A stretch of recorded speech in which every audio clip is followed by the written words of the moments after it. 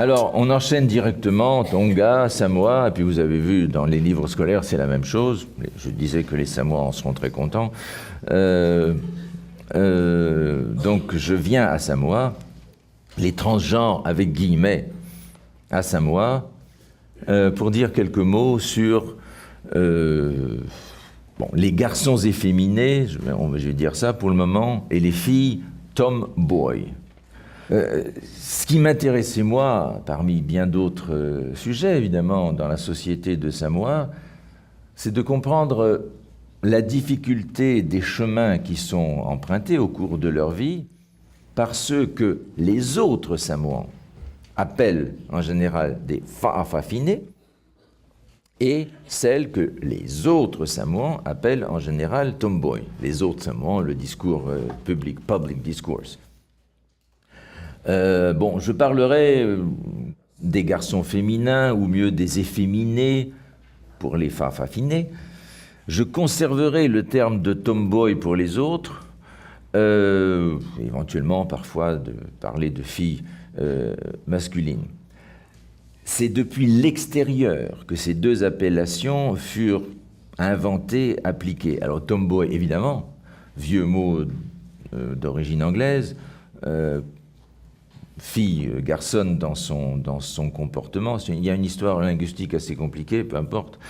Et le mot fa'afafine, il est bien samoan, mais il est si fréquemment rejeté par les intéressés, les efféminés, que je me demande vraiment s'il a été créé par eux. Je suis à peu près certain que non. C'est une étiquette appliquée de l'extérieur.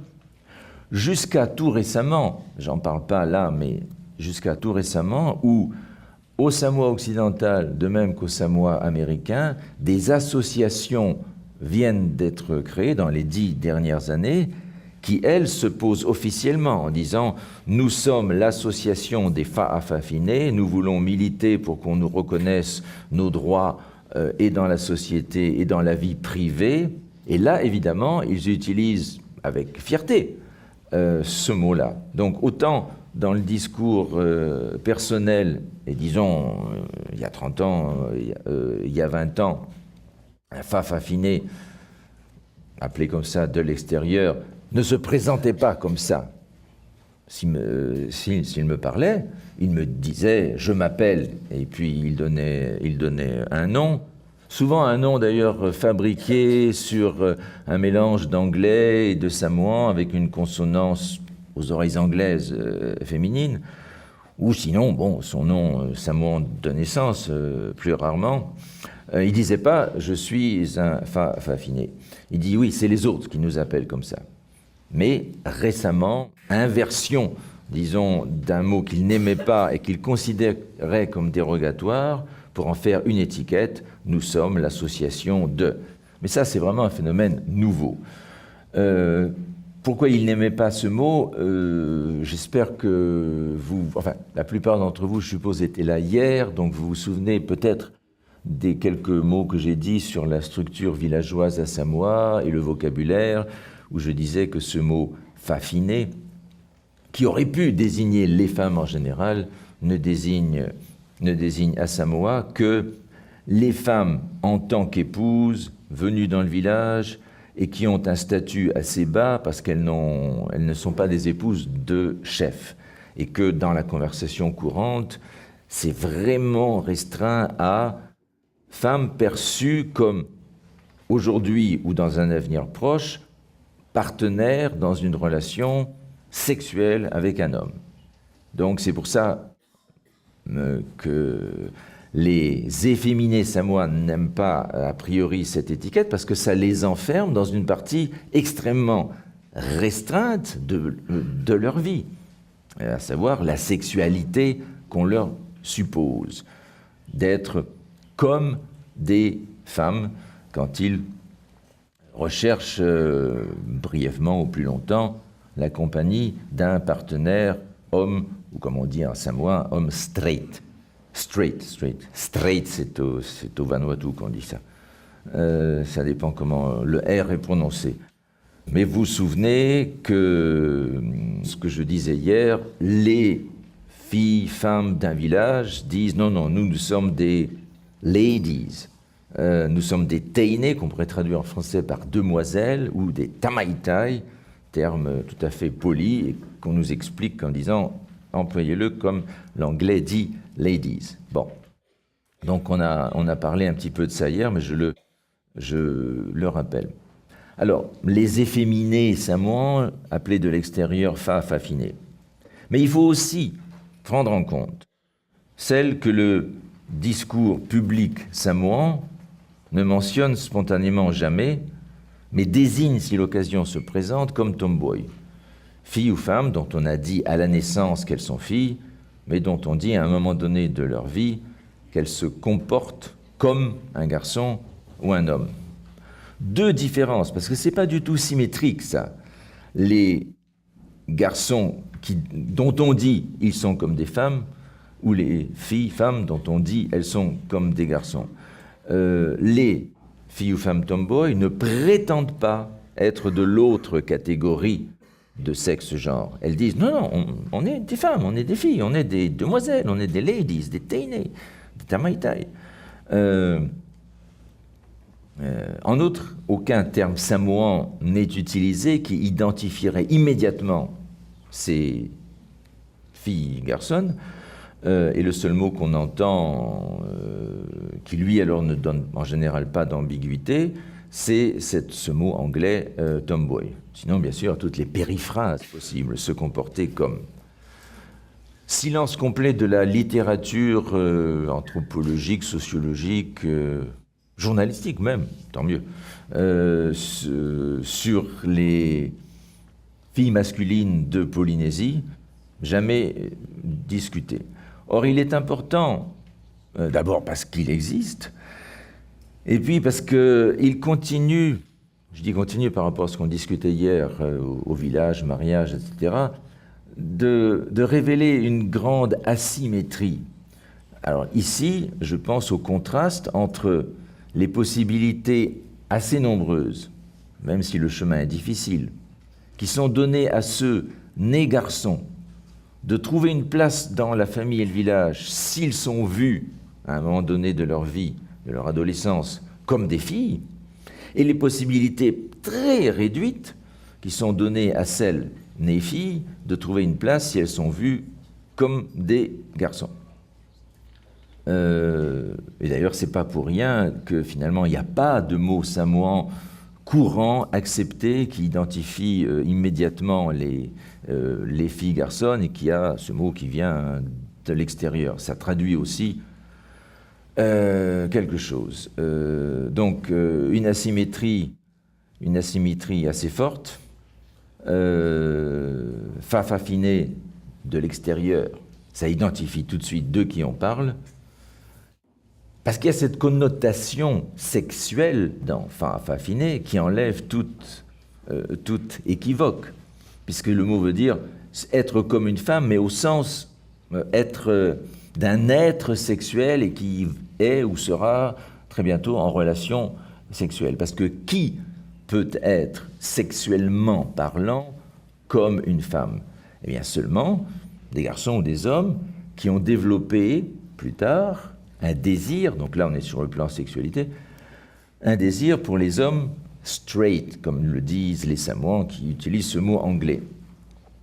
Les hommes straight, lesquels, a priori, sont considérés toujours dans ce discours public comme n'étant pas, comme étant sexuellement attirés par les femmes. Un homme straight, il est défini comme un homme qui est attiré, qui a un désir pour les femmes.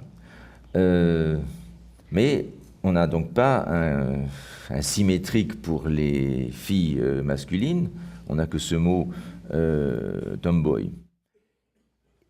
Et pourquoi on n'a pas un symétrique? Parce que pourquoi on ne peut pas dire fa'atamaloa, fa'atane, si on emploie le tahitien, à la manière d'un taane? Parce que là-bas, à Samoa, les mots pour désigner les hommes, on en a parlé un petit peu hier, n'apportent pas immédiatement une idée d'orientation sexuelle. Il n'y a pas une image sexuelle qui se dégage immédiatement de l'évocation de la catégorie homme à Samoa. Alors qu'on disait hier, dès qu'on veut parler des femmes, il faut sacrément bien choisir ses mots, parce que ou bien on est dans la sexualité, et ça peut être ressenti comme très impoli, ou alors on est dans les relations de parenté, d'appartenance au village, etc. D'où une grosse asymétrie.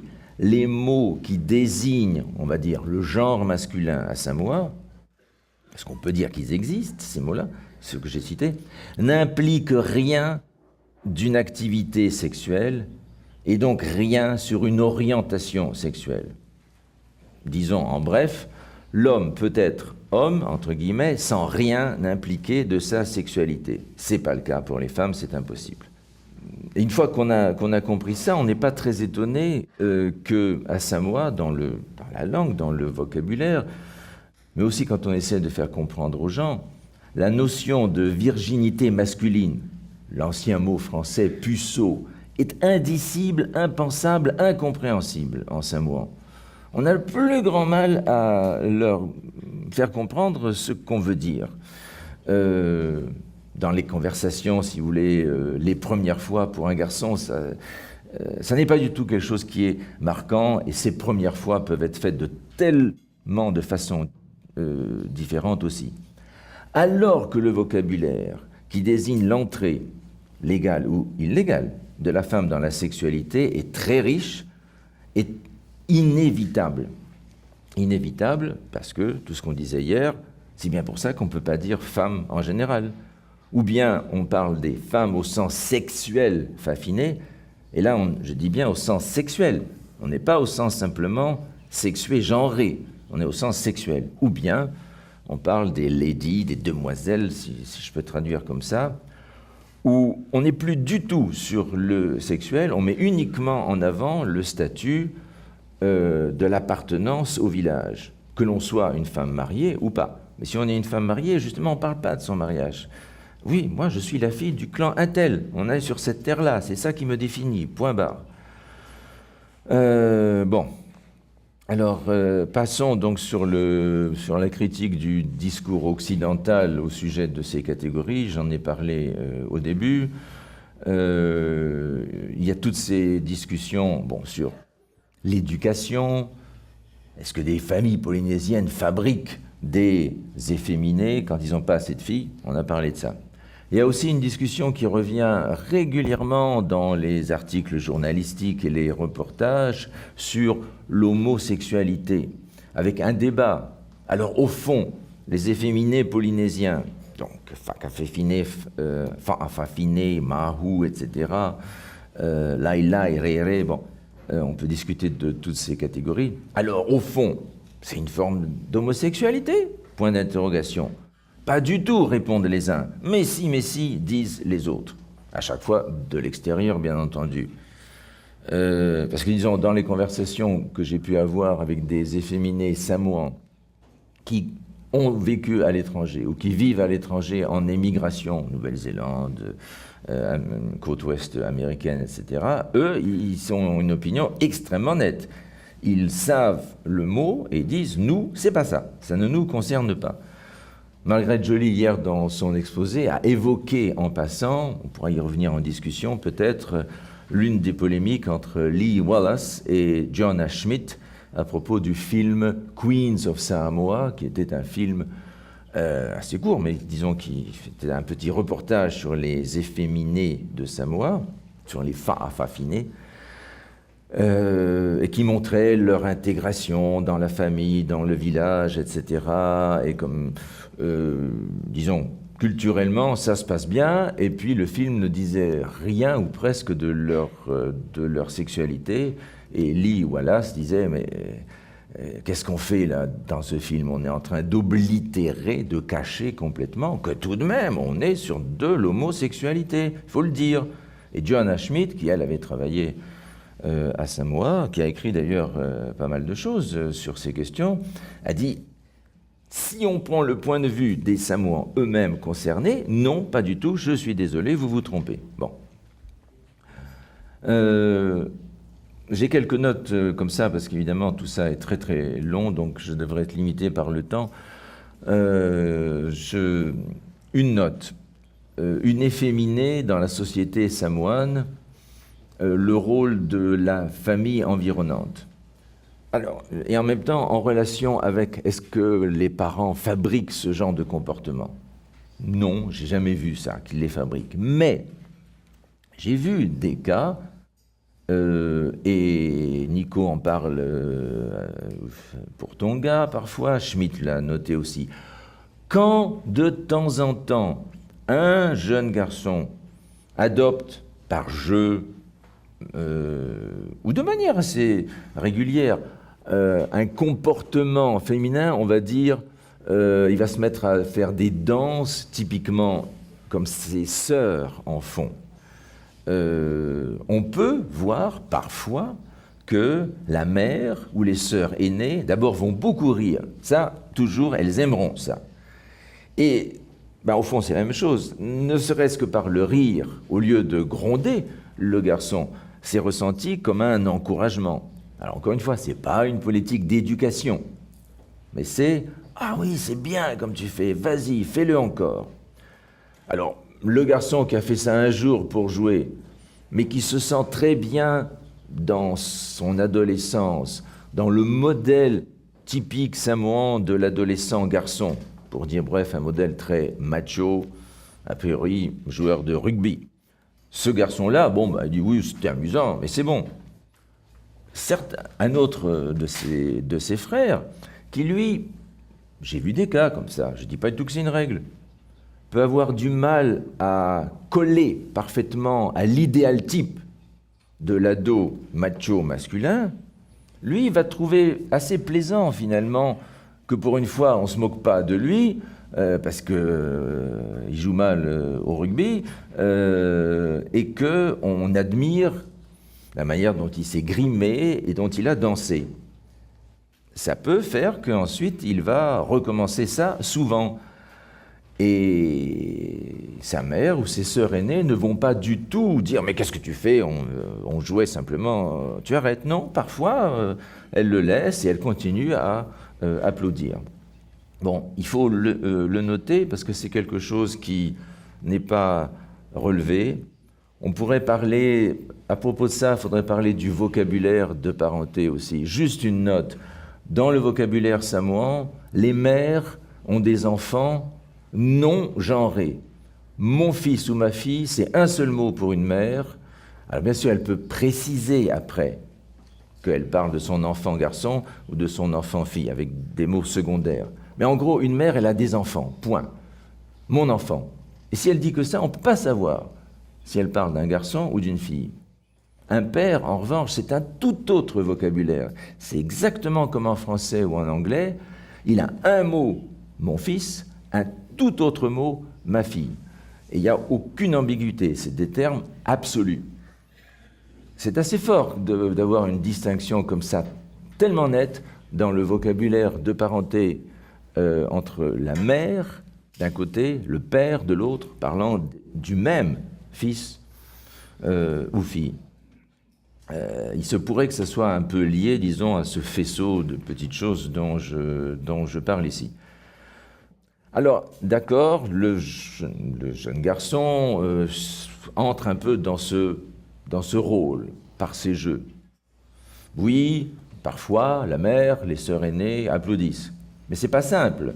Et si ça devient assez permanent et ça commence à être ressenti comme un réassignement de genre, et qu'on commence à dire « Ah ben dis donc, il est un fa affafiné », le père et les frères dans cette famille, déjà depuis le début, avaient un discours moqueur quand le garçon faisait ce type de danse, et là, ils vont plus du tout rigoler, et ils vont passer très rapidement aux violences verbales et même physiques.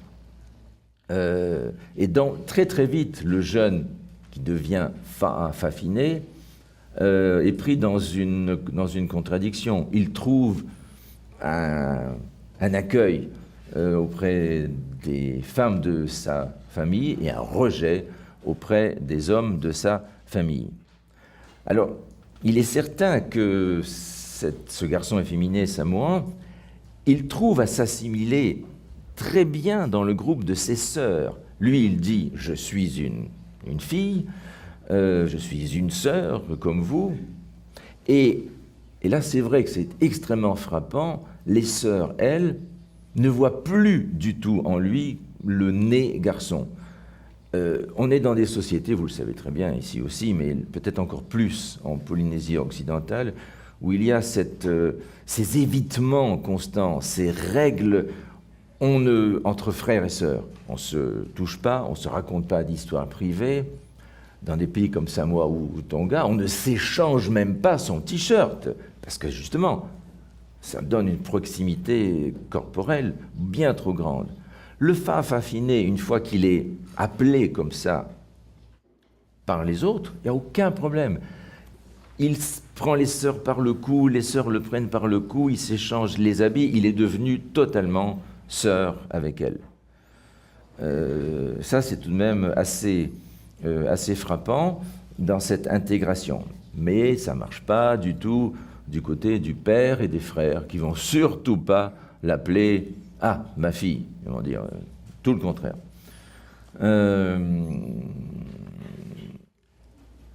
Contraste énorme avec les tomboys. Aucun père ne sourit même, et encore moins favorise la moindre ambiguïté dans ces glissements de genre, pour les deux. Mais tout ce que je viens de dire sur la mère et les sœurs aînées qui encouragent, acceptent, et puis ensuite les sœurs qui vraiment considèrent l'efféminé, leur ancien frère, comme étant totalement une sœur à elle maintenant.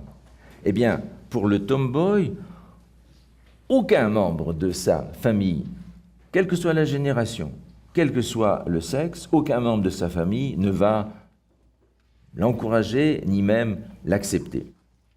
J'ai jamais vu, les pères bien sûr, mais une mère non plus l'accepter de bon cœur, jamais. Il semble trouver aucune compensation drôle ou affective à cette situation, ils ne font que la déplorer.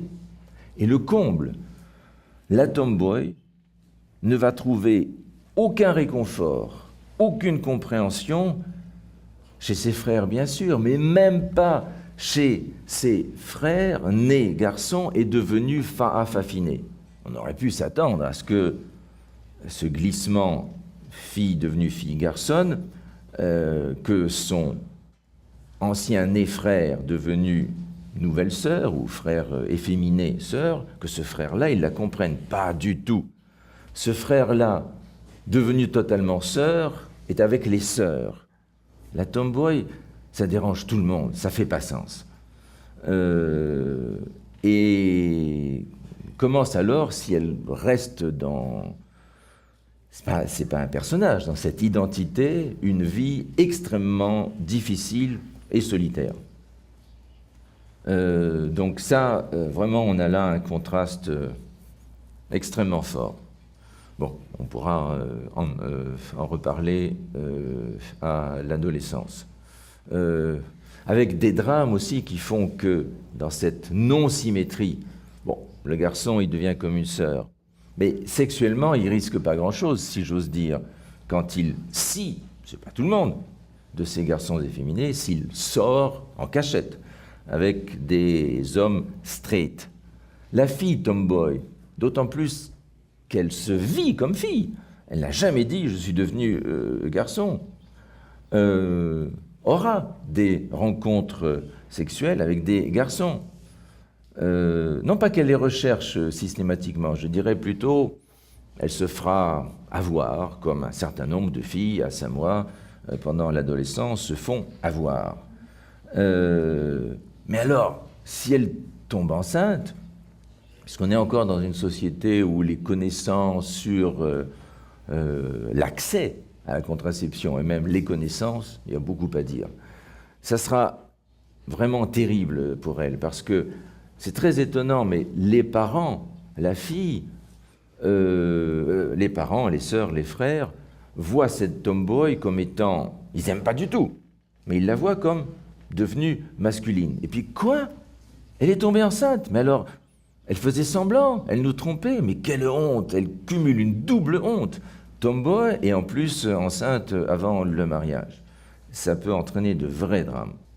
Autre immense asymétrie, on le sait dans toute la Polynésie, les Fa'afafine et leurs consoeurs polynésiennes forment des groupes sportifs de danse, font des grands spectacles, la meilleure société du coin y va, les hommes politiques, les chefs d'État, etc. Bref, c'est bien connu ça, Tonga, Samoa, Cook Islands, Tahiti, etc. Jamais il y a eu de groupe sportif ou de spectacle entre tomboys, à Samoa en tout cas, jamais. Et quand j'en parle, ça paraît à tout le monde impensable. Parce que justement, ça fait tellement pas sens pour que ça devienne une catégorie.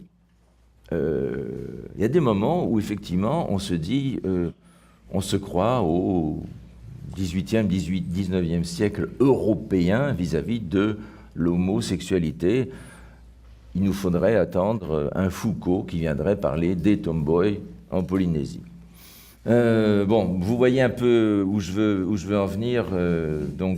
Parler d'une catégorie dont on ne parle jamais, parce que quand on dit transgenre polynésien, on pense toujours et seulement ceux nés garçons et qui deviennent efféminés, au sens le plus large, et pourtant l'inverse existe, mais cet inverse n'est tellement pas symétrique au premier, et il y a de très grandes difficultés. Alors, ce que je voulais après vous citer, mais tout ça, ça va être publié. Quand je vous disais tout à l'heure qu'on ne parle jamais des tomboys, alors j'ai fait des recherches sur Internet il y a 2 ans. On tape Samoan tomboy, boyish girls in Polynesia, tout ce qu'on veut, rien, 0 entrée. Alors que les autres, efféminés, fafinés, transgenres polynésiens, des centaines. Il y a 1 an et demi, une entrée apparaît, une conversation mise en ligne entre 5 ou 6 Samoans émigrés vivant en Californie, et souvent nés même en émigration. C'est incroyable ce qu'on y lit. Un grand discours de tolérance. On est dans le monde occidental américain. Ben oui, c'est vrai, moi j'ai une cousine comme ça, elle me l'a dit, je l'ai vue, enfin je l'ai entendu, on en a parlé. Mais quand même, je ne peux pas comprendre. Dit par des garçons et par des filles qui ont entre 20 et 30 ans et qui vivent en Californie. Ah oui, dis donc, une fois, on était dans un club de sport, et puis alors j'ai vu ma copine, elle était dans le vestiaire des filles, et puis quand je suis entré, elle faisait des choses avec cette autre fille. Bon, ils peuvent faire ce qu'ils veulent, d'accord, on est chacun libre, donc là, il y a tout le discours occidental de la liberté individuelle. Mais pas devant nous, c'est pas possible. Et ces garçons et filles qui parlent entre eux dans ces conversations par Internet, évidemment, disent « Ah oui, mais moi j'ai un frère fafiné, là il n'y a aucun problème. » Et au fond, pourquoi il n'y a aucun problème? Parce que justement, il n'y a pas de sexualité mise en scène. Le frère efféminé, ben, il va avec sa sœur, il fait les courses, il fait tout, et ça gêne personne. Des fafinés ensemble, il n'y a pas de sexualité entre eux, puisque justement, chacun ne rêve, c'est une autre discussion encore, que à former un couple, il n'y arrivera en général pas, avec un homme straight. Donc les fafinés entre eux, club de sport, spectacle, il n'y a pas de sexualité qui est mise en scène. Oui, c'est nos sœurs, c'est pas tout à fait comme nos vraies sœurs, mais bon, c'est nos sœurs. Alors que des tomboys ensemble, la sexualité, même si elles ne font rien devant nous, est tellement évidente en quelque sorte quand on y pense, que dans cette conversation-là, ces filles samoanes adultes qui vivent à l'étranger, toutes disent chacun est libre de faire ce qu'il veut, mais s'il vous plaît, qu'on n'en parle pas. Ça reste motus et bouche cousue, le couvercle reste là. Bon, je peux vous donner les différentes références. Je m'arrête, merci.